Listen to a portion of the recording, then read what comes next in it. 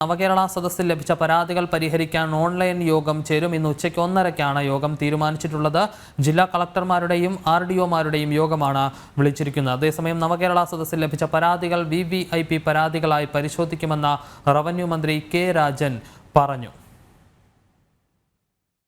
VVIP പരാതിയായി പരിഗണിക്കണം എന്ന് നിശ്ചയിച്ചു. അതിൻ്റെ അടിസ്ഥാനത്തിൽ ചീഫ് സെക്രട്ടറി തന്നെ നേരിട്ട് ഓരോ ഘട്ടത്തിലും അതുമായി ബന്ധപ്പെട്ട പരാതികളുടെ സ്ഥിതിയും സ്വഭാവവും അറിയാൻ വേണ്ടിയിട്ടുള്ള വലിയ ശ്രമം നടത്തി വരുന്നുണ്ട്. ചില പരാതികളിൽ നിലവിലുള്ള നിയമങ്ങൾക്കോ ചട്ടങ്ങൾക്കോ സാധ്യമാകാത്ത ചില പ്രശ്നങ്ങളുണ്ടാകും. ജോലി കിട്ടണം, ലൈഫ് നിലനിൽക്കുമ്പോൾ തന്നെ വീട് വേണം, അങ്ങനെ തുടങ്ങുന്ന ജനങ്ങളുടെ പൊതുവായ പ്രശ്നങ്ങളാണ്. അത് അവർക്ക് അവരുന്നയിക്കപ്പെടുന്ന വിധത്തിൽ അവരുടെ ഭാഷയിൽ ആവശ്യപ്പെടുകയും ചെയ്യും. അത്തരം പരാതികളിൽ ബന്ധപ്പെട്ടവരെ തന്നെ അതിൻ്റെ പ്രയാസമോ അല്ലെങ്കിൽ അതിനുള്ള തടസ്സമോ അറിയിക്കുക.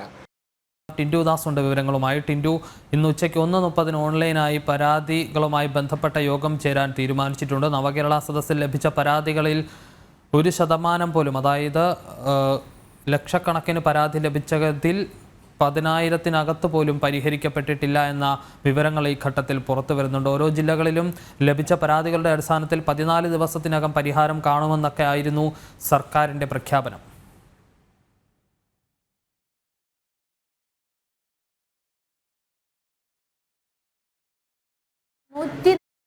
മണ്ഡലങ്ങളിലായിട്ടായിരുന്നു നവകേരള സദസ്സ് പുരോഗമിച്ചത്. സഖാവ് കാനം രാജേന്ദ്രന്റെ മരണത്തോടനുബന്ധിച്ച് 6 മണ്ഡലങ്ങളിൽ നവകേരള സദസ്സിന്റെ പര്യടനം നടത്താൻ സാധിച്ചില്ല. ബാക്കി വരുന്ന 134ഓളം മണ്ഡലങ്ങളിലെ പരാതികളാണ് VVIP പരാതികളായി പരിഗണിച്ചുകൊണ്ട് വരുന്ന ചുരുങ്ങിയ ദിവസത്തിനകം ഈ പരാതികൾ പരിഹരിക്കാനുള്ള നടപടികളിലേക്ക് കടക്കാനായി ഇന്ന് ഉച്ചയ്ക്ക് 1:30 മണിക്ക് റവന്യൂ മന്ത്രി K. രാജൻ ഓൺലൈനായിട്ട് ഒരു യോഗം വിളിച്ചിട്ടുള്ളതിൽ ജില്ലാ കളക്ടർമാരെയും അതുപോലെ തന്നെ ബന്ധപ്പെട്ട RDOമാരെയും പങ്കെടുപ്പിച്ചുകൊണ്ടായിരിക്കും യോഗം നടത്തുക.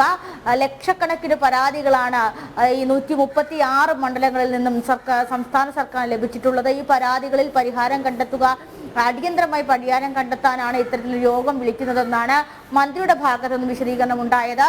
നവകേരള സദസ്സിന് മുന്നോടിയായി തന്നെ രണ്ടാം പിണറായി സർക്കാരിന്റെ വാർഷികത്തോടനുബന്ധിച്ചായി തീരദേശ അതുപോലെ തന്നെ മലയോര മേഖലകളെ സംബന്ധിച്ചിടത്തോളം മലയോര വനസദസ്സ് അതുപോലെ തന്നെ തീരദേശ സദസ്സ് എന്നീ അദാലത്ത് പദ്ധതികൾ നടത്തിയിരുന്നു. അതിന് പുറമെ തന്നെ താലൂക്ക് അടിസ്ഥാനത്തിൽ മന്ത്രിമാരെ അതത് ജില്ലകളെ മന്ത്രിമാരെ പങ്കെടുപ്പിച്ചുകൊണ്ടുള്ള അദാലത്തുകളും നടത്തിയിട്ടുണ്ടായിരുന്നു. ഈ അദാലത്തുകളിലും ലക്ഷക്കണക്കിന് പരാതികളാണ് ലഭിച്ചിരുന്നത്.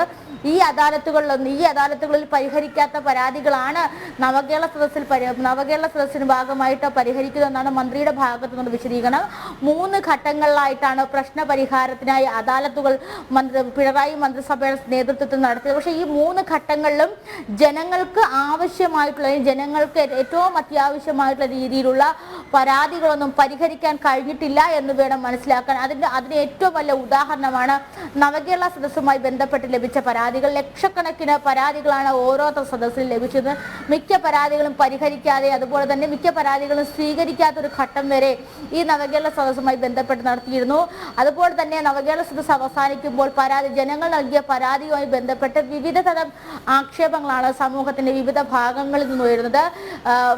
ഈ ലോൺ, അതുപോലെ തന്നെ കാർഷിക ലോൺ, അതുപോലെ തന്നെ ഭവന വായ്പ തുടങ്ങിയ പദ്ധതികൾക്കായിട്ടൊക്കെ ധനസഹായം അല്ലെങ്കിൽ അത്തരത്തിൽ പണം കടമെടുത്തവരും മറ്റും അദാലത്തിൽ അല്ലെങ്കിൽ അത്തരത്തിൽ പ്രശ്ന പരിഹാരത്തിനായി വീടിന് വേണ്ടി സ്വന്തമായിട്ട് ഭൂമി, പട്ടയ പ്രശ്നം, അങ്ങനെ വിവിധ പ്രശ്നങ്ങൾക്കായി നവകേരള സദസ്സുമായി ബന്ധപ്പെട്ട അല്ലെങ്കിൽ അത്തരത്തിൽ പരാതി കൊടുത്തപ്പോഴെല്ലാം നവകേരള സദസ്സുമായി ബന്ധപ്പെട്ട ഉദ്യോഗസ്ഥർ അവർക്ക് നൽകിയ മറുപടിയും അല്ലെങ്കിൽ അത്തരത്തിൽ നൽകിയ പരിഹാരങ്ങളൊന്നും പരിഹരിക്കപ്പെട്ടില്ല എന്ന് നമ്മൾ അടുത്ത കാലത്തൊക്കെ സമൂഹ മാധ്യമങ്ങളിൽ നവമാധ്യമങ്ങൾ ഉൾപ്പെടെ പ്രചരിച്ചത് ഒരുപക്ഷെ സംസ്ഥാന സർക്കാരിന് നവകേരള സദസ്സിലെ പരാതികൾ പരിഹരിക്കുന്നതിനായി ഉച്ചയ്ക്ക് 1:30 ഓൺലൈനായി യോഗം തീരുമാനിച്ചിരിക്കുന്നത്. ജില്ലാ കളക്ടർമാർ അടക്കം യോഗത്തിൽ പങ്കെടുക്കും. ടിൻഡു ദാസാണ് വിശദാംശങ്ങൾ നൽകിയത്.